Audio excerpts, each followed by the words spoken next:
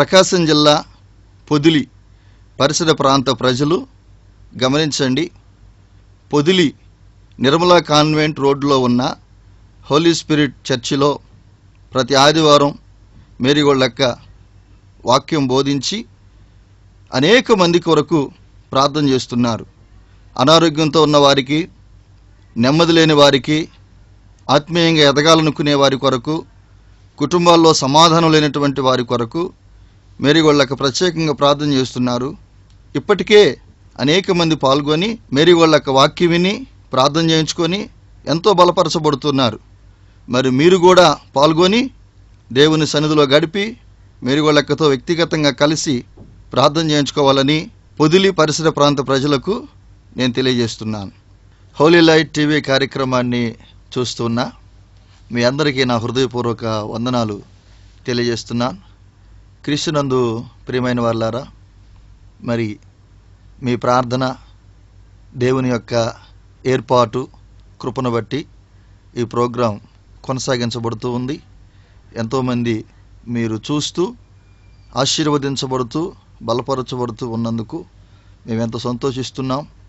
మీ phone కాల్స్ను బట్టి, మీరు రాస్తున్న ఉత్తరాలను బట్టి, మీరు చేస్తున్నటువంటి ఎస్ఎంఎస్లను బట్టి మేము ప్రభువుని ప్రార్థిస్తున్నాం. మరి ఇంకా మీరు భారంగా ప్రార్థన చేయండి. ఎంత మాత్రం కూడా ఈ కార్యక్రమం ఆగకూడదు, ఇది కొనసాగాలి. ఇది ప్రభు చిత్తము. మేరీగోల్డ్ గారు వీరు మరి రక్షణ పొందినటువంటి మొదటి దినాల్లో దేవుని చిత్తము తెలుసుకొనుటకు ఆత్మీయంగా దేవునితో మాట్లాడుతూ ఎదగాలనేటువంటి ఉద్దేశంతో మరి 3 సంవత్సరాలు ఉపవాసం ఉండి, మరి రోజు ఒక్కపూటే భోజనం చేస్తూ 3 సంవత్సరాలు ఉపవాస ప్రార్థనలో నిత్యము దేవుని సన్నిధిలో గడుపుతూ ప్రభువుతో మాట్లాడుతూ ప్రభు దగ్గర నుంచి ఎన్నో సంగతులు వారు తెలుసుకొని, మరి ఎన్నో మెలకువలు తెలుసుకొని, ఎలా ఎదగాలో, ఎలా ప్రార్థన చేయాలో తెలుసుకొని అనేక మందితో పంచుకుంటూ అనేక మందిని ఆ విధంగా బలపరుస్తున్నటువంటి దైవజనులు వారు. ఇప్పుడు కూడా ఎంతోమందికి ప్రార్థన చేసి వారి యొక్క హృదయంలో ఉన్న దానిని తెలుసుకొని, ప్రభు సంకల్పాన్ని తెలుసుకొని ఆ విధంగా వారికి తెలియజెప్పి బలపరుస్తున్నటువంటి గొప్ప దైవజనులు.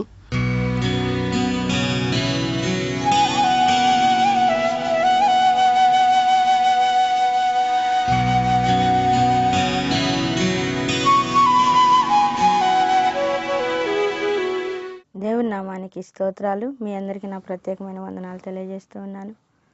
దేవుని యొక్క సన్నిధిలో మీరందరూ బాగున్నారని నమ్ముతూ ఉన్నాం. హోలీ లైట్ అనే టీవీ కార్యక్రమాన్ని క్రమం తప్పకుండా చూస్తూ ఉన్నారు. మీరు పంపే కానుకలు మాకు అందుతూ ఉన్నాయి. మేము ప్రార్థన చేస్తూ ఉన్నాం. మీ ప్రార్థన అవసరతలు ఏ విధంగా ఉన్నాయి వాటన్నిటిని గమనించి దేవుని సన్నిధిలో ప్రార్థన చేసి మీకు తెలియజేస్తూ ఉన్నాం. ఈ సమయంలో మా తమ్ముడైన యేసుబాబు వాక్యాన్ని అందిస్తారు. మీరందరూ వినండి, దేవుని ఆశీర్వాదాలు పొందాలని కోరుకుంటూ ఉన్నాను. క్రీస్తునందు ప్రియులైన హోలీ లైట్ టీవీ సభ్యులైన మీ అందరికీ నా హృదయపూర్వక వందనాలు తెలియజేస్తున్నాను. మీరంతా బాగున్నారు కదా? మీకోసం మేము ఎంతో భారంగా ప్రార్థన చేస్తున్నాం. మరి ఈరోజు దేవుని యొక్క వాక్యంలోనికి మనం వెళ్దాం.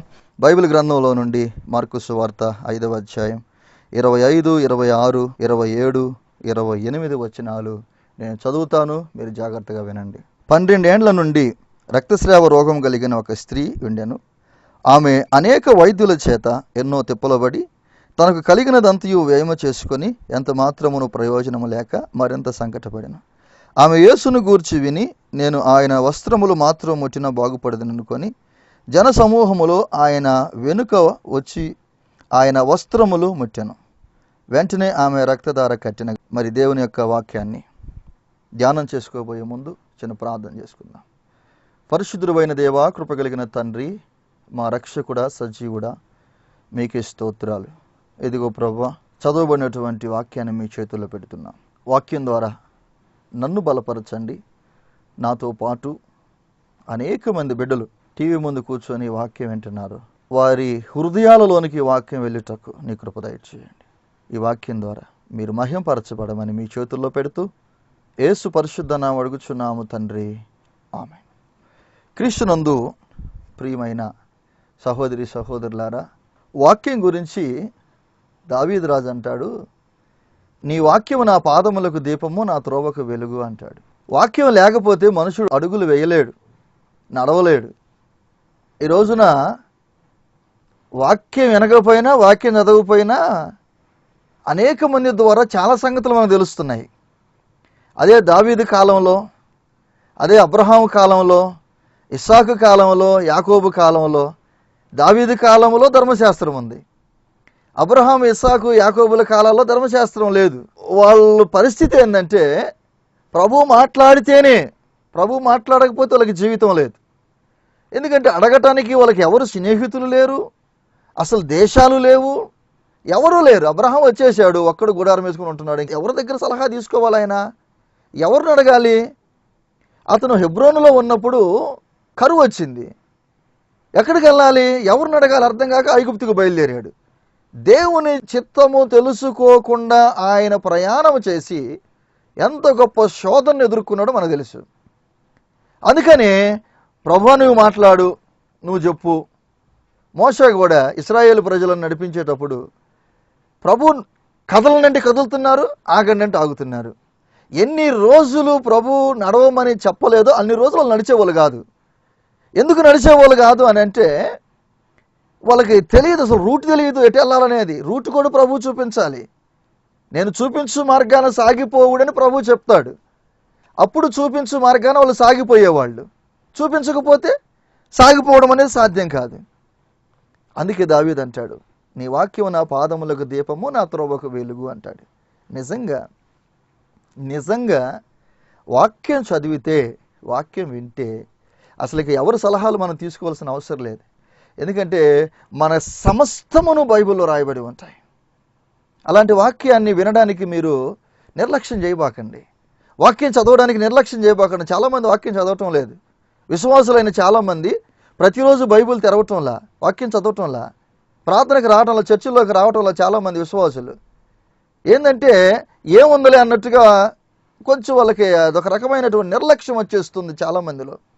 వినుటకు మనం ఎగిరి పడాలి, నేర్చుకోవాలి, తెలుసుకోవాలి. నేను ఎక్కడికైనా వెళ్ళినా, ఎక్కడైనా సరే టీవీ ద్వారా కానీ, ఎక్కడైనా ఏదన్నా చిన్న చిన్న చర్చలలో లేక ఎక్కడన్నా స్తుతి కోటాల్లో మైక్ సెట్లు పెడతారు. దాంట్లో వినపడేటువంటి ఆ వాక్యాన్ని ఎవరో చెబుతున్నా నేను ఎందుకు వినాలనుకోని నేను జాగ్రత్తగా గమనిస్తూ ఉంటాను.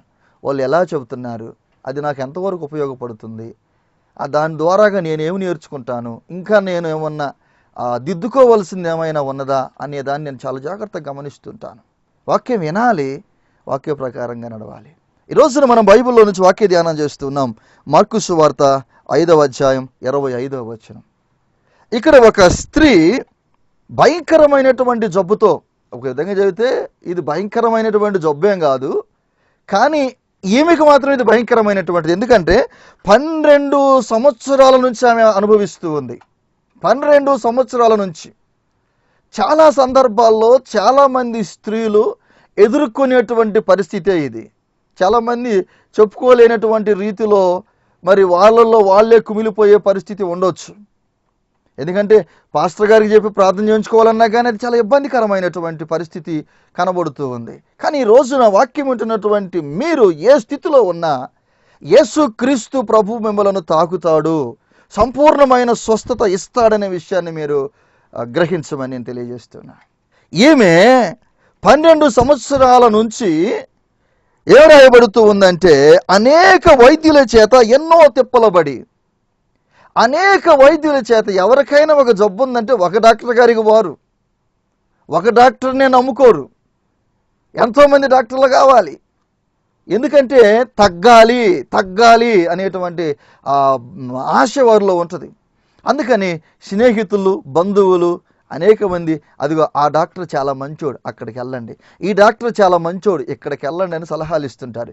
ఈ ఇచ్చిన సలహాల ప్రకారంగా వాళ్ళు డాక్టర్లను మార్చుకుంటూ వాళ్ళు ఇచ్చిన మందులు వాడి, వీళ్ళు ఇచ్చిన మందులు వాడి, వాళ్ళు చెప్పిన పథ్యాలు అవి తినకూడదు, ఇది తినొచ్చు, ఇది తినకూడదు, అవి తినకూడదు అని చెప్పేవన్నీ పాటించి 12 సంవత్సరాలు అనుభవించిందేమో ఆ నరక యాతన. ఎట్లా ఉంటుంది చెప్పండి?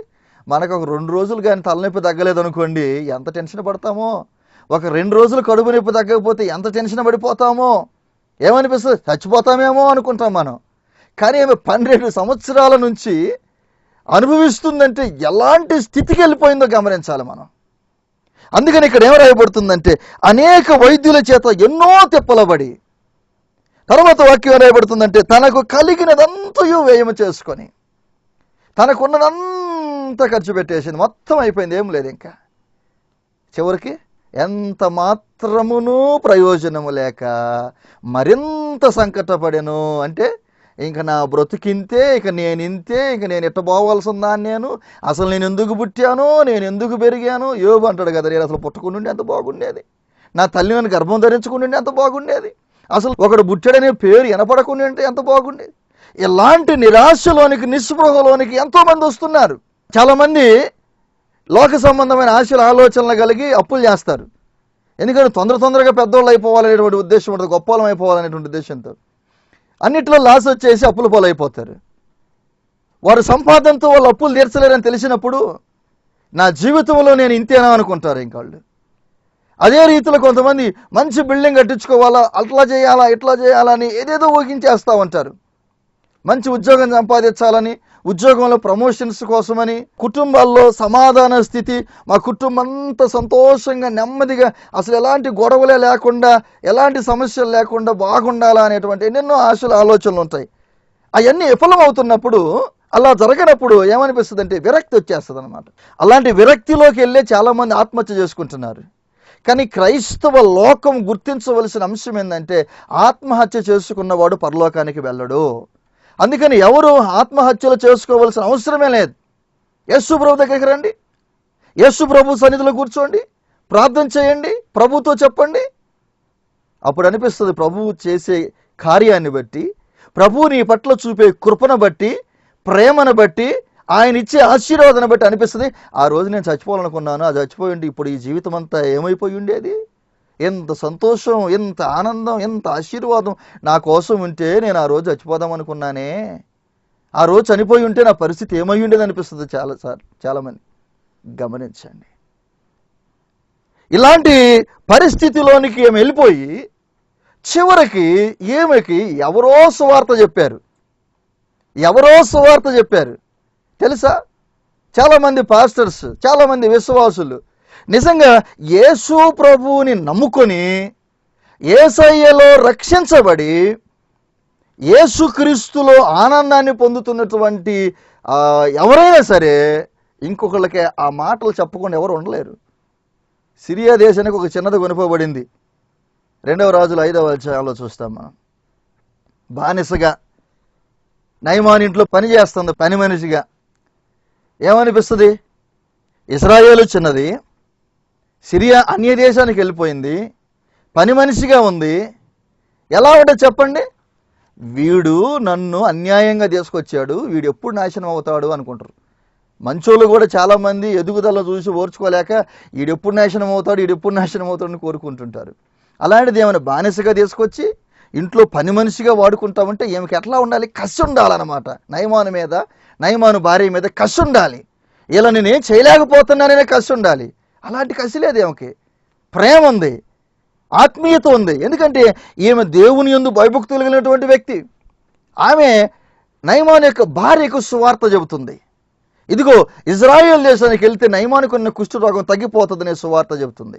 అక్కడ ప్రవక్త ఉన్నాడు, అక్కడ దేవుడు ఉన్నాడు, అక్కడ దేవుని సన్నిధి ఉన్నది. అక్కడికి వెళ్తే స్వస్థత దొరుకుతుంది, నెమ్మది దొరుకుతుంది. ఆశ్చర్యకరమైన రీతిలో అలాగే జరిగింది. అదే రీతిలో ప్రతి క్రైస్తవుడు, ప్రతి క్రైస్తవురాలు సువార్త చెప్పకుండా ఉండలేదు. ఒక సందర్భంలో మా ఇంటి దగ్గరికి ఒక సహోదరి వచ్చింది, వ్యక్తిగతం కలిసి ప్రార్థన చేయించుకోవడానికి. ఆమె అంటుంది, మేరీగోళ్ళక్కతో నాతో మాట్లాడుతూ రోజుకి ఒక్కళ్ళకన్నా వాక్యం చెప్పకపోతే, సువార్త చెప్పకపోతే నాకు నెమ్మది ఉండదు. రోజుకి ఒక్కళ్ళకన్నా సువార్త చెప్పకపోతే నాకు నెమ్మది ఉండదు. తెలుసా, అలాంటి ఆరాటం ఉంది చాలా మందిలో. అలాంటి ఆరాటం కలిగినటువంటి వ్యక్తి ఈ స్త్రీ దగ్గరికి వచ్చారు. ఈ స్త్రీ దగ్గరికి వచ్చేసి యేసుని గూర్చి చెప్పారంట, యేసయ్యను గూర్చి. చాలా మందికి నేను చెప్తుంటాను, నా దగ్గరకు వచ్చి బలపడే వాళ్ళతోటి యేసయ్య గురించి మాట్లాడని నేను చెప్తుంటా. యేసయ్య గురించి మాట్లాడమని చెప్పమంటే వాళ్ళు అంటారు నా సాక్ష్యం చెబుతామంటారు కొంతమంది. మన సాక్ష్యాలుగా చెప్పాల్సింది యేసయ్యని గురించి చెప్పాలి. మనం యేసయ్య గురించి చెప్పాలా. నన్ను కూడా ఒకళ్ళిద్దరు అడిగారు, ఏమనంటే మీ సాక్ష్యం చెప్పండి. నాకేం పెద్ద సాక్ష్యం ఏమి లేదండి అని చెప్పాను. నాకేం పెద్ద సాక్ష్యం ఏమీ లేదు, యేసయ్యని గురించే ఎన్నో గొప్ప సంగతులు ఉన్నాయి. యేసును గురించి మాట్లాడాలి. యేసు ప్రభు గురించి మాట్లాడినప్పుడు, యేసు ప్రభు గురించి చెప్పినప్పుడు అవతల వ్యక్తి యేసయ్య గురించి ఒక అంచనాకు వస్తాడనమాట. యేసయ్య అంటే ఎవరు, యేసయ్య అంటే ఏంటి అని ఒక అంచనాకు వస్తారు. వాక్య భాగంలో చూస్తూ ఉంటే చూడండి, మార్కు సువార్త 5వ అధ్యాయం 27వ వచనంలో చూస్తున్నాం. ఆమె యేసును గూర్చి విని ఎవరి ద్వారానో, ఒక పరిచారకుని ద్వారా, ఒక విశ్వాసి ద్వారా యేసును గూర్చి విన్నది. యేసును గూర్చి విన్నప్పుడు ఆమెలో ఆశ వచ్చింది, భయం వచ్చింది, ప్రేమ వచ్చేసింది. యేసు ప్రభువుని ఆమె ఎంత గొప్పగా ఊహించుకుందో తెలుసా? ఏమంటుంది? నేను ఆయన వస్త్రములు మాత్రము ముట్టినా బాగుపడదని అనుకొని. గమనించండి, యేసును గూర్చి విన్నటువంటి ఆ స్త్రీ, నేను ఆయన వస్త్రములు మాత్రము ముట్టినా బాగుపడదని అనుకొని. మనం విన్నప్పుడు, యేసయ్యని గురించి మనం వింటున్నప్పుడు, యేసయ్య గురించి మనం చెప్పబడుతున్నప్పుడు, యేసయ్యని గురించి మనం తెలుసుకుంటున్నప్పుడు, ఆయన నా దగ్గరకు వచ్చి, ఆయన నాతో మాట్లాడి, ఆయన నన్ను బలపరిచి, ఆయన నన్ను దీవించి, నన్ను స్వస్థపరిచి, ఆయన అంటే నా దగ్గరకే ఆయన రావాలి. చాలామంది చర్చికి రాకుండా, ప్రార్థనకు రాకుండా, దేవుని సందులోకి వెళ్ళకుండా ఇట్లాగే ఉండిపోతారు. మేము లాస్ట్ టైం యెరూషలేము యాత్రకి మేము వెళ్ళినప్పుడు, యెరూషలేము యాత్రలో నేను ఒక అద్భుతకరమైనటువంటి సంఘటన నాకు ఎదురైంది. చాలా సంతోషం, నేను దాన్ని ఎప్పుడు మర్చిపోలేనటువంటి సంగతి. సీనాయి పర్వత ప్రాంతానికి వచ్చినప్పుడు మా గైడ్ చెప్పాడు, ఈ రాత్రి మనము సీనాయి శిఖరం మీదకి వెళ్తున్నాము అని చెప్పాడు. సీనాయి శిఖరం అంటే దేవుడు దిగివచ్చినటువంటి ప్లేసు, మోషే ఎక్కిపోయినటువంటి ప్లేసు, దేవుడు మాట్లాడి 10 ఆజ్ఞలు ఇచ్చినటువంటి ప్లేస్ అన్నమాట. అక్కడ దేవుడు రాయిని కట్ చేసి 2 పలకలుగా చేసి ఆజ్ఞలు రాసి మోషేకి ఇచ్చినటువంటి శిఖరం అన్నమాట. అది చాలా చాలా కష్టంతో కూడుకున్నటువంటి ప్రయాణం. అది సులభమైనటువంటి ప్రయాణం కాదు. అది కొంత దూరము కారులో వెళ్ళాం, బస్సులో వెళ్ళాం, అక్కడి నుంచి ఒంటి మీద వెళ్ళాం, అక్కడి నుంచి శిఖరం మీదకి ఎక్కడం, 3 రకాలైనటువంటి ప్రయాణాలు. అది రాత్రి అంతా పట్టింది మాకు. రాత్రి 7:30కి మేము హోటల్ రూమ్ నుంచి ప్రయాణం అయితే ఉదయం 9 గంటలకు మరలా మేము హోటల్లోకి వచ్చాం. ఈ రాత్రంతా ఎక్కుతూనే ఉన్నాం, రాత్రంతా దిగుతూనే ఉన్నాం. నా జీవితంలో అలాంటి కష్టమైనటువంటి ప్రయాణం నేను అసలు కొండలు ఎప్పుడు ఎక్కలా. అదే రోజు కొండ ఎక్కడం అనేది ఏముందలే అనుకున్నా. వెళ్ళినాక తెలిసింది నాకు అది సామాన్యమైనటువంటిది కాదు. గైడ్ అన్నాడు, తేడా వస్తే మీరు ఎక్కడొక చోట లోయలో పడి చనిపోతారు, శవాలు కూడా దొరకవని చెప్పాడు. అంతకంటే భాగ్యం ఏముందనుకున్నాం మేము. ఆ రీతిలో మరి మా బస్సు హోటల్ నుంచి బయలుదేరి సీనాయి శిఖరం దగ్గర కొండ కిందకి వెళ్తూ ఉంటే బస్సులో నేను కళ్ళు మూసుకొని ప్రార్థన చేస్తున్నాను, ప్రభువా ఇదిగో ఫస్ట్ టైం మరి సీనాయి శిఖరం మీదకి వస్తున్నాం. ఏ శిఖరం మీదకి మీరు దిగివచ్చి మోషేకి 10 ఆజ్ఞలు ఇచ్చారో, ఏ శిఖరం మీద 40 దినాలు మోషే నీతో గడిపాడో ఆ శిఖరం మీదకి ఫస్ట్ టైం వస్తున్నామయ్యా, ఎలా ఉంటుంది ప్రభువా అని అడుగుతా ఉంటే ప్రభువు నవ్వుతున్నాడు. ప్రభువు నాతో మాట్లాడుతూ నవ్వుతున్నాడు. ఏంటి ప్రభువు నవ్వుతున్నారంటే, ఈ రోజు వరకు నేను మీ దగ్గరకు వచ్చాను, ఫస్ట్ టైం మీరు నా దగ్గరకు వస్తున్నారని ప్రభువు చెప్పాడు. నిజంగా ఈ మాట నాకు ఒళ్ళంతా జల్లరిచ్చిందనమాట. ఎప్పుడు నువ్వు ఎక్కడ కూర్చొని ప్రార్థన చేసి అక్కడికి నేను వచ్చా, ఎక్కడ మోకరిస్తే అక్కడికి నేను వచ్చాను. నీవు రక్షణ పొందిన దగ్గర నుంచి ఈ రోజు వరకు నేను నీ దగ్గరికి వచ్చా, కానీ నువ్వు నా దగ్గరికి ఎప్పుడన్నా వచ్చావా అన్నాడు ప్రభు. అప్పుడు ఒకసారి ఆలోచించా, అవును ప్రభు, నేను ఎప్పుడు నీ దగ్గరికి రాలేదు, నువ్వే నా దగ్గరికి వచ్చావు. కానీ ఇదిగో ఇది నా నివాస స్థలం, ఇది నా నివాస స్థలం. ఇది ఏమంటాడు కీర్తనకారుడు 8వ కీర్తనలో, యెహోవా నీ పరిశుద్ధ పర్వతం మీద నివసింపదగిన వాడేవాడు అంటాడు, నీ గుడారంలో అతిథిగా ఉండదగిన వాడేవాడు అంటాడు. ఆయన పరిశుద్ధ పర్వతం మీదకి వెళ్ళడం అనేది ఆయన నివసించే స్థలంలోనికి, ఆయన దగ్గరికి వెళ్ళడం అనేది ఒక అరుదైనటువంటి అనుభవం. అది దేవుడు మమ్మల్ని ప్రేమించి ఆ అనుభవాన్ని మాకు ఇచ్చాడు. మనమైతే యేసు ప్రభుని ఆహ్వానిస్తుంటాం, మనమైతే యేసు ప్రభుని పిలుస్తూ ఉంటాం. ఈ వాక్య భాగంలో చూస్తూ ఉంటే యేసును గూర్చి విని ఏమంటుంది, ఆయన వస్త్రములు మాత్రము ముట్టినా, ఆయన ముట్టాలి, ఆయన కాళ్ళ మీద పడాలి, ప్రార్థన చేయ అని అడగాలి, నన్ను ముట్టు ప్రభు అని అడగాలి, నా కోసం కన్నీళ్లు గార్చయ్యా, నా కోసం ఉపవాసం ఉండయ్యా. ఇప్పుడు విశ్వాసులు ఎట్లా ఉంటారో తెలుసా? నా కోసం 2 రోజులు ఉపవాసం ఉండి ప్రార్థన చేయండి, నా కోసం 1 వారం ఉపవాసం ఉండండి, నా కోసం హోల్ నైట్ ప్రేయర్ చేయండి. వాళ్ళు మాత్రం ఎవరు చేయరు. చాలామంది పాస్టర్లకి ఇలాగా బెదిరించేటట్టుగా మాట్లాడుతుంటారు చాలామంది విశ్వాసులు. కానీ ఈమె అస్సలు నేను యేసు ప్రభు దగ్గరికి వెళ్ళే సంగతి అసలు ఆయనకి తెలియకూడదు అనుకుందనమాట. నేను యేసు ప్రభు దగ్గరికి వెళ్ళే సంగతి ఆయనకి తెలియకూడదంటే ఆయన వస్త్రాన్ని ముట్టాలి. అంటే అర్థం ఏంటి? నేను యేసుని గూర్చి విన్నప్పుడు ఆయన సర్వశక్తిమంతుడని నాకు అర్థమైంది.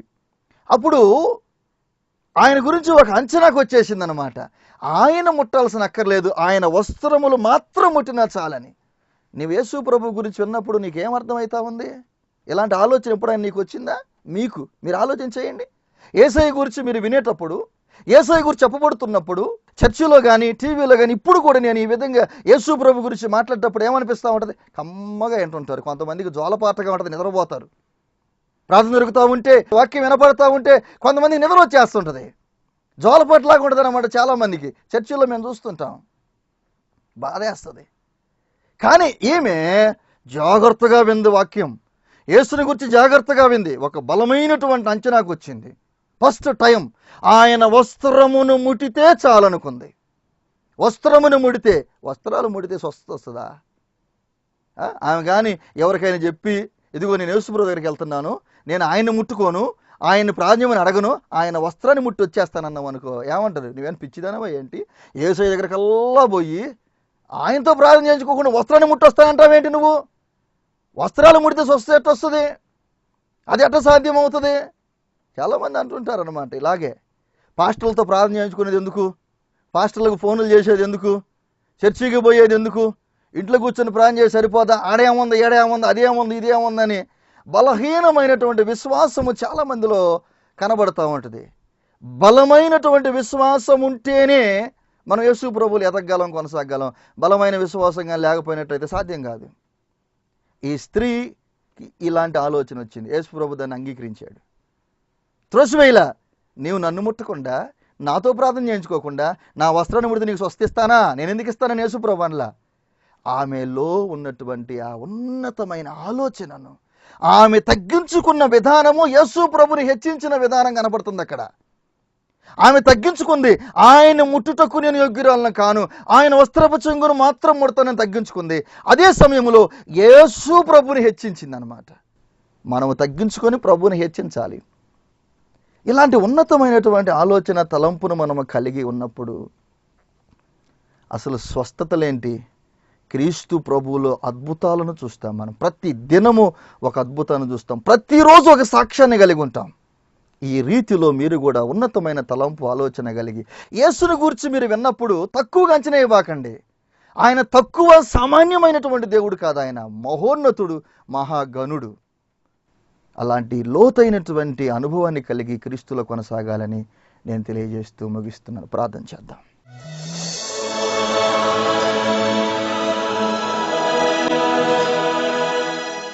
పరిశుద్ధుడా, ప్రేమ కలిగిన తండ్రి, కృప కలిగిన దేవా, సర్వాధికారి యేసయ్య, మీకే వందనాలు, స్తోత్రాలు చెల్లిస్తున్నాను. నాయన, ఇదిగో ఈ స్త్రీ మీ గురించి విని నిజంగా ప్రభువా మీ వస్త్రపు చెంగును ముడితే చాలనుకున్నది. మా దగ్గరికి మీరు రావాలని కోరుకుంటున్నాం, కానీ మేము మీ దగ్గరికి రావాలని మేము ఎప్పుడు అనుకోవటం లేదు. అలాంటి ఒక అరుదైనటువంటి అనుభవాన్ని మాకిచ్చినందుకు స్తోత్రాలు. నిశ్చితమైతే ఈ టీవీ కార్యక్రమం చూస్తున్న ప్రతి బిడ్డకు ఇలాంటి లోతైన అనుభవం దయచేయమని ప్రార్థిస్తున్నాను. ఇప్పుడు ప్రార్థనలు ఏకీభవించిన బిడ్డలు ఏ స్థితిలో ఉన్నారో, ఒకవేళ అనేక మంది స్త్రీలు ఈ స్త్రీ వలె ఎలాంటి జబ్బుతో, ఎలాంటి బలహీనతతో ఉంటే యేసు నామములో ఇప్పుడే సంపూర్ణమైన స్వస్థతనివ్వమని ప్రార్థన చేస్తున్నాను. ప్రభువా, స్వస్థత దయచేయండి, నెమ్మదినివ్వండి, కుటుంబాల్లో సమాధానం ఇవ్వండి. అలాగే ప్రభువా, ఆర్థికపరమైన ఇబ్బందులు ఉన్న వారికి తొలగించమని ప్రార్థిస్తున్నాను. ఈ టీవీ కార్యక్రమం వ్యర్థమైపోకుండా క్రియ చేయండి. ఈ ప్రోగ్రాంకి ముద్ర వేయమని ప్రార్థిస్తున్నాను. ప్రతి బిడ్డ హృదయాన్ని కదిలించమని ప్రార్థిస్తున్నాను. ప్రభువా, నాయన సాక్ష్యాన్ని కలిగి ఉండటానికి నీ కృప దయచేయండి. ప్రతి బిడ్డ మీద మీ పరిశుద్ధాత్మను కుమ్మరించమని ప్రార్థిస్తున్నాను, కదిలించమని ప్రార్థిస్తున్నాను. ప్రభువా, ఈ వాక్యము ఆ బిడ్డలను కదిలించి ఇది నిజమైన దేవుని సందేశం అని గుర్తించున్నట్లుగా ప్రతి బిడ్డను మీరు తాకమని ప్రార్థన చేస్తున్నాను. ఎంతవరకు మీ సన్నిధి మాతో ఉంచినందుకు స్తోత్రాలు చెల్లిస్తూ యేసు పరిశుద్ధ నామమున అడుగుచున్నాము తండ్రి, ఆమేన్. తండ్రి యొక్కయు కుమారుని యొక్కయు పరిశుద్ధాత్మని యొక్క సహవాసం మీ అందరికి తోడై ఉండునుగాక. ఆమేన్. అందరికి వందనాలండి. ఇప్పటి వరకు మీరు వాక్యం విన్నారు. ఇప్పటికే మీరు ఈ వాక్యం ద్వారా ఎంతో బలపడ్డారని, ధైర్యపడ్డారని మేము నమ్ముతున్నాం. ప్రకాశం జిల్లా పొదిలి పరిసర ప్రాంత ప్రజలు గమనించండి. పొదిలి నిర్మలా కాన్వెంట్ రోడ్లో ఉన్న హోలీ స్పిరిట్ చర్చిలో ప్రతి ఆదివారం మేరీగోళ్ళక్క వాక్యం బోధించి అనేక మంది కొరకు ప్రార్థన చేస్తున్నారు. అనారోగ్యంతో ఉన్న వారికి, నెమ్మది లేని వారికి, ఆత్మీయంగా ఎదగాలనుకునే వారి కొరకు, కుటుంబాల్లో సమాధానం లేనటువంటి వారి కొరకు మేరీగోళ్ళక్క ప్రత్యేకంగా ప్రార్థన చేస్తున్నారు. ఇప్పటికే అనేక మంది పాల్గొని మేరీగోళ్ళక్క వాక్యం విని ప్రార్థన చేయించుకొని ఎంతో బలపరచబడుతున్నారు. మరి మీరు కూడా పాల్గొని దేవుని సన్నిధిలో గడిపి మేరీగోళ్ళక్కతో వ్యక్తిగతంగా కలిసి ప్రార్థన చేయించుకోవాలని పొదిలి పరిసర ప్రాంత ప్రజలకు నేను తెలియజేస్తున్నాను. మా address T Marigold Holy Spirit Ministries, Vishwanathapuram, Podili, Prakasam జిల్లా. Pin code 523240. మా ఫోన్ నెంబర్స్ 9866190575. మరి ఒక phone number 8500084842. God bless you.